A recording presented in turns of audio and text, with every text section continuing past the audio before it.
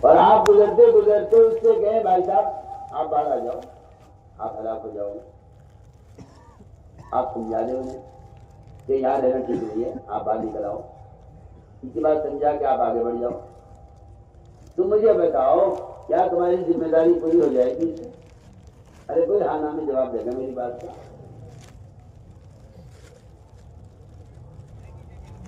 یہ کیا خیال ہے آپ کا؟ آپ کے سمجھانے سے جان ہو جائے گی؟ بولو گے آپ سمجھا دو اسے، بھائی صاحب آپ یہاں گڑھے میں پڑے ہوئے ہو، باہر آ جاؤ۔ میں آپ سے کہتا ہوں گناہ کرنے والا گڑھے میں پڑے ہوئے شخص کی طرح ہے، گناہ کرنے والا گڑھے میں پڑے ہوئے آدمی کی طرح ہے۔ ابو دردہ کا قول میں عرض کر رہا ہوں، صحابی ہیں، وہ کہتے ہیں گناہ کرنے والا گڑھے میں گرنے والے کی طرح ہے۔ کیا تم اس کو نکالو گے نہیں گڑھے؟ یہ حضرت تکن ہو سک رہی جی، کیا تم نکالو گے نہیں گڑھے؟ میں کہنا چاہتا ہوں کہ آپ ملاقاتیں کر کے لوگوں تک دین کی بات پہنچا، ہمارے آسا فرماتے تھے کان میں بات ڈالنا کوئی تبلیغ نہیں ہے، کان میں بات ڈالنا تبلیغ نہیں ہے، بات کا دل میں اترنا تبلیغ ہے۔ اور یہ بات بالکل قرآن حدیث سے اور آپ صلی اللہ علیہ وسلم کے عمل سے یہ بات ثابت ہے کہ بات کے دل میں اترنے کی جگہ صرف مسجد ہے۔ اس لیے حدیث میں قرآن میں صاف فرما دیا کہ ایمان والے وہ ہیں جو مسجد کا عمل سے آباد رکھتے ہیں۔ یہ بات یاد رکھو کہ مومن مشرک کے درمیان مسجد کو آباد کرنے کا فرق ہے۔ غیر مسلم اور مشرک کے بارے میں قرآن نے کہا ہے کہ مسجد کو آباد کرنے والی نہیں ہے، لیکن سارے ایمان والے مسجدوں کو آباد کرنے والے ہیں۔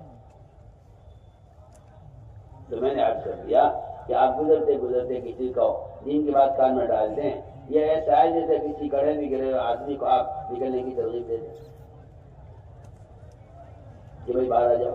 نہیں جی، اس کو سہارا چاہیے، آپ ہاتھ پکڑ کے اسے گڑھے سے باہر نکال لیں، پھر تو اس کی جان بچ سکتی ہے۔ اور اگر آپ اسے نکلنے کی ترغیب دے کر آ جائیں تو میں کہتا ہوں کہ آپ نے اسے اسی کنویں میں چھوڑ دیا جہاں وہ پڑا ہوا تھا، اس سے تو ذمہ داری ادا نہیں ہے۔ میں نے پہلی بات کہا، پہلا مقصد اس تبلیغ اور دعوت کا، پہلا نمبر، پہلی صفت ایمان میں کمال پیدا کرنا ہے۔ اور اس ایمان کی تکمیل کا طریقہ یہ ہے کہ آپ خود اپنا وقت فارغ کریں، روزانہ مسجد کے اطراف میں لوگوں سے ملاقاتیں کر کے انہیں گناہوں کے ماحول سے نکالیں اور انہیں اللہ کا فریضہ ادا کرنے کے لیے تیار کریں۔ اسے کہتے ہیں بالمعروف و نہی عن المنکر کی عملی محنت۔ یہی صحابہ کرام کا طریقہ تھا اپنے ایمان میں کمال پیدا کرنے کا۔ یہاں سے لا کر مسجد کے ماحول میں یہاں اللہ کی بڑائی سمجھاؤ، یہاں اللہ کی توحید سمجھاؤ۔ دیکھو یاد رکھو، تم نے کتاب میں اللہ کی بڑائی پڑھ لی، تم نے کتاب میں اللہ کی بڑائی پڑھ لی، یہ اللہ کی بڑائی کی معلومات ہے، یہ اللہ کی بڑائی کی معلومات ہے۔ تم نے کتاب پڑھ لی، کتاب میں تم نے اللہ کی بڑائی پڑھ لی، یہ اللہ کی بڑائی کی معلومات ہے۔ اللہ کی بڑائی دل میں جب پیدا ہوگی، جب بندہ خود اللہ کی بڑائی کو بولے گا۔ سنو میں کیا کہہ رہا ہوں، آپ سمجھو کتاب پڑھ کے ایمان آ جائے گا اور کتاب پڑھنے سے اللہ کی بڑائی دل میں بیٹھ جائے گی؟ میں تو بالکل صاف کہتا ہوں، ایسا کہیں ہے ہی نہیں، ایسا کہیں ہے ہی نہیں۔ اذا ذکر اللہ وجلت قلوبہم واذا تلیت علیہم آیاتہ زادتہم ایمانا۔ علماء سے کہہ رہا ہوں، اس آیت پر غور کرنے اگر تو یہ بات سمجھ میں آ جائے گی کہ دوسروں کو اللہ کی یاد دلانے سے دلوں کے اندر کا جلا ہوتا ہے، اور دوسروں کو اللہ کا کلام پڑھ کر سنانے سے ایمان میں زیادتی ہوتی ہے۔ دونوں ایسے ایسی ہیں، اذا ذکر و اذا تلیت۔ علماء سے کہہ رہا ہوں،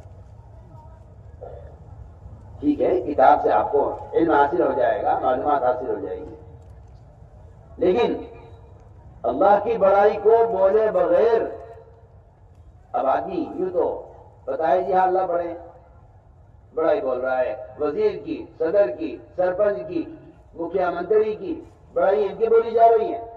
جن کی بڑائی بولے گا دل میں ان کا تاثر پیدا ہوگا، اسی لیے نماز ضائع کرے گا۔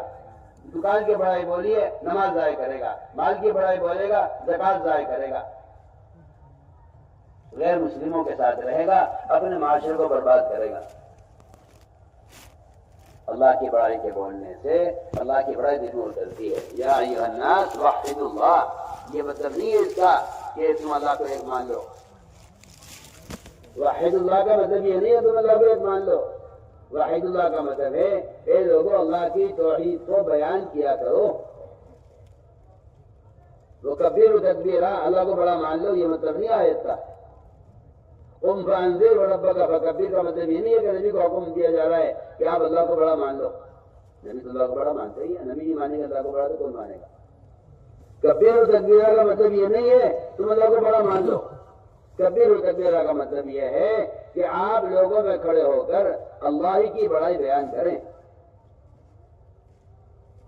اللہ کی بڑائی بیان کرنا تکبیر ہے، اللہ کی بڑائی بیان کرنا تکبیر ہے۔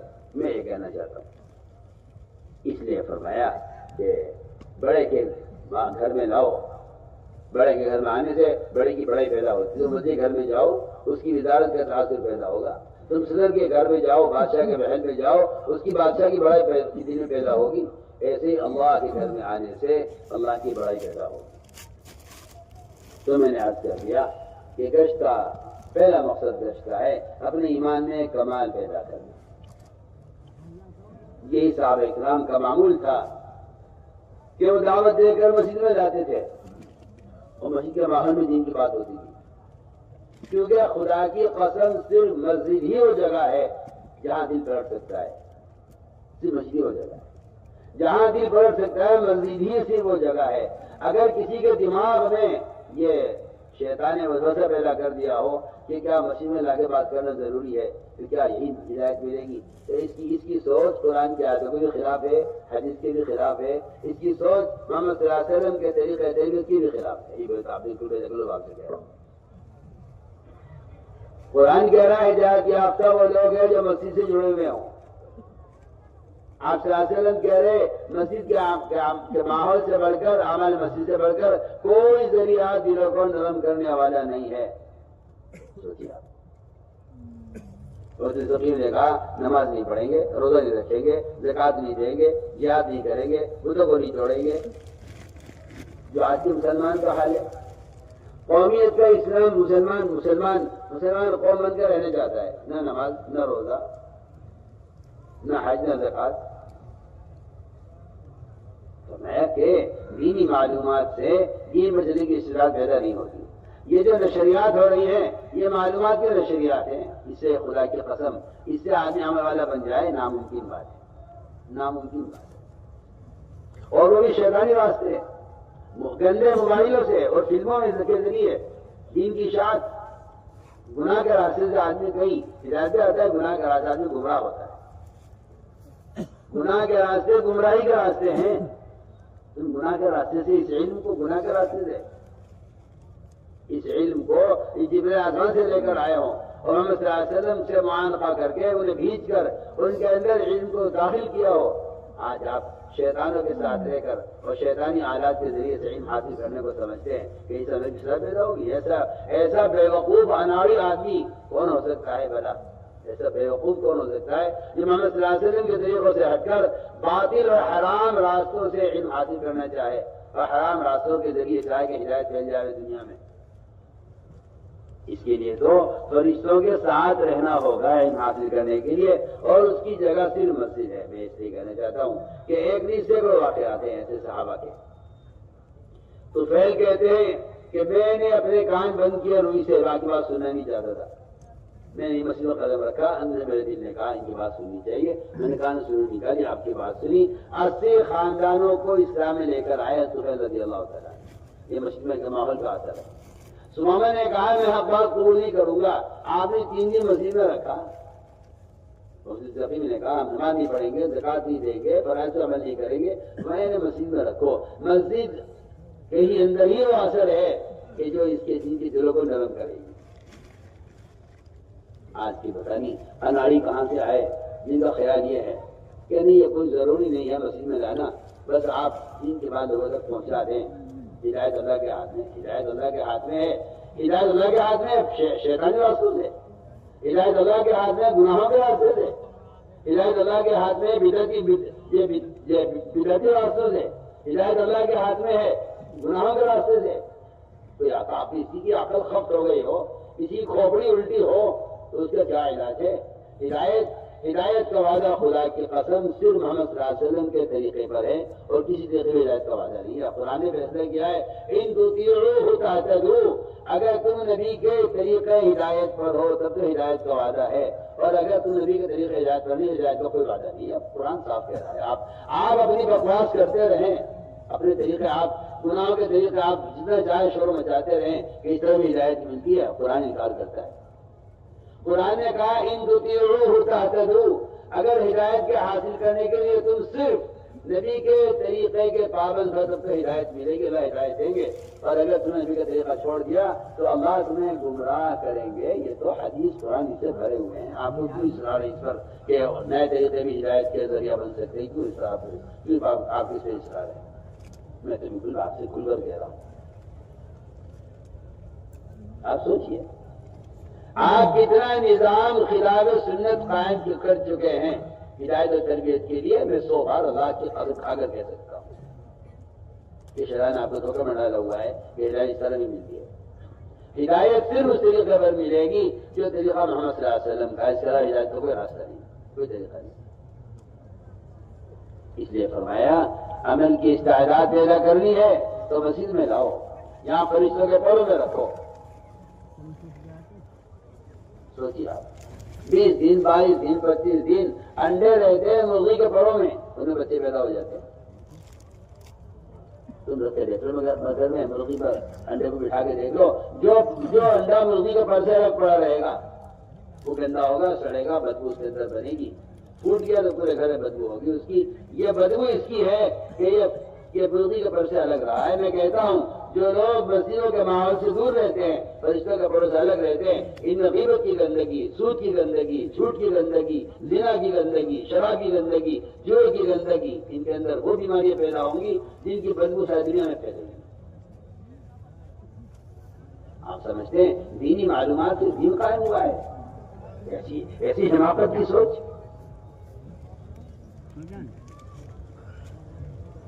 کہاں علم جبرائیل کی صحبت سے نبی کو مل رہا ہے اور نبی کی صحبت سے صحابہ کو مل رہا ہے. آج ان گندے موبائل کی صحبت سے علم حاصل ہوگا؟ کسی کی عقل خفت ہو گئی ہو، کسی کھوپڑی الٹی ہو گئی ہو، وہ تو یہ بات کر سکتا ہے کہ شیطانوں کی صحبت سے اور گندی فلموں کے دیکھنے سے علم حاصل ہوتا ہے. اس لیے ان شیطانی راستوں سے ہٹ کر ہمیں پلٹنا پڑے گا سب کو اجتماعی طور پر اس طریقہ محنت کی طرف جو طریقہ محنت محمد صلی اللہ علیہ وسلم کا ہے کہ صحابہ کی طرح گشت کرو بازاروں میں اور لوگوں کو ان کے ماحول سے اٹھا کر مسجد کے ماحول میں لاؤ. صحابہ خوشامد کر رہے ہیں صحابہ کی. وہ جو سارے صحابہ پورے دین پر قائم تھے ان کی خوشامد کر کے مسجد میں لایا جا رہا.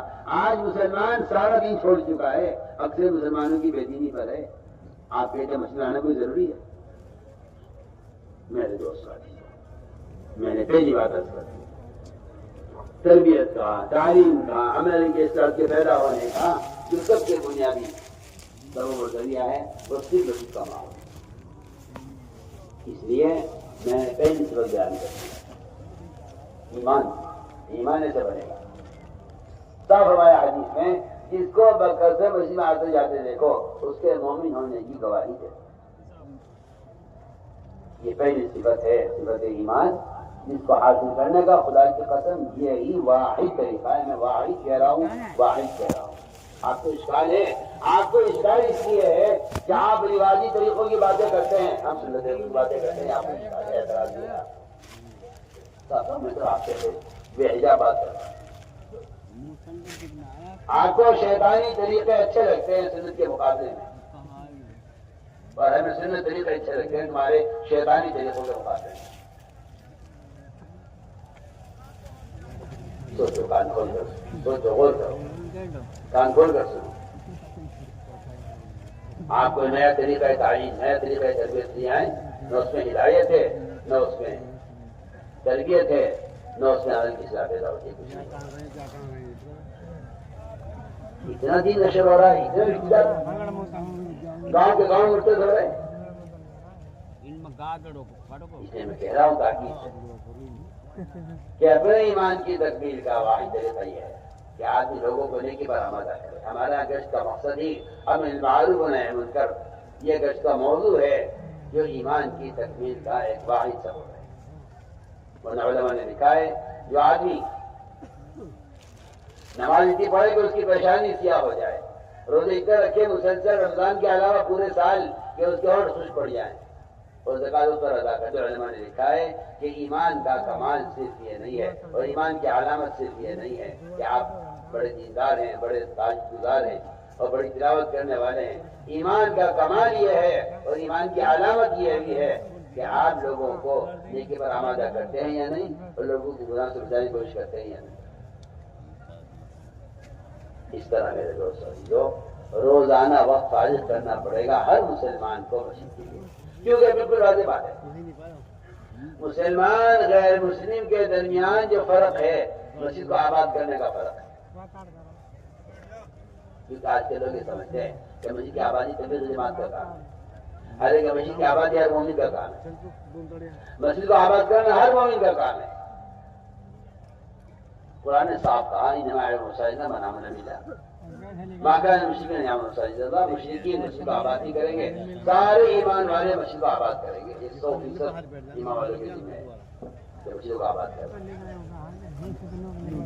اس طرح ہمیں خود مسجد والا بننا ہوگا اور ہر فرد کو دعوت دے کر مسجد سے جوڑنا ہوگا۔ دوسری بات یہ ہے کہ ایمان کے بعد سب سے اونچا درجہ نماز کا ہے۔ ایمان بالغیب اور اس کا اقامت الصلاۃ، بالکل قرآن کی آیت یہ بتا رہی ہے ایمان نماز دونوں کو ساتھ جوڑا ہے کہ جو ایمان لائیں گے وہ نماز قائم کریں گے۔ میرے دوستوں جو ہمارے گشت کا موضوع ہے یہ ایک مسلمان سے اس وقت کی نماز ادا کروانے کی کوشش کرنا، یہ گشت کا موضوع ہے۔ آ جاؤ بھائی نماز کے لیے آ جاؤ۔ ایک آدمی دکان پہ بیٹھا ہوا ہے، نمازی پکا نمازی ہے، نماز کے لیے جا رہا ہے، اس کے ذمہ لازم ہے، واجب ہے، میں کہہ رہا واجب ہے کہ اپنے پڑوسی دکان والے کا بھی ہاتھ پکڑ لیں، آ جاؤ بھائی نماز کے لیے چلے۔ اگر آپ کا خیال یہ ہے کہ اسے پڑھنی ہوگی تو پڑھ لے گا تو آپ گناہ گار ہوں گے۔ آپ سن لو کان کھول کے، اگر آپ کا پڑوسی نماز نہیں پڑھتا تو گناہ اس کو نہیں ملے گا، صرف گناہ آپ کو بھی ملے گا۔ سن رہے میں کیا بول رہا؟ آپ کو دکاندار پڑوسی، آپ کا گھر کا پڑوسی، آپ کی گلی کا پڑوسی، اگر آپ کو نماز پڑھتے پابندی سے آپ کا پڑوسی نماز نہیں پڑھتا تو آپ یہ مت سمجھنا گناہ اسے ملے گا، نماز نہیں پڑھتا، گناہ آپ کو ملے گا۔ اور آپ یہ مت سمجھنا کہ اگر اللہ کا عذاب آئے گا تو بے نمازی پر آئے گا، نمازی پر بھی عذاب آئے گا، نماز پڑھنے والے پر بھی عذاب آئے گا۔ کیوں؟ ہماری کیا غلطی ہے؟ ہم تو پڑھتے تھے، یہ تو نماز تو پڑھتے تھے لیکن تم دوسروں کا نماز پر آمادہ نہیں کرتے۔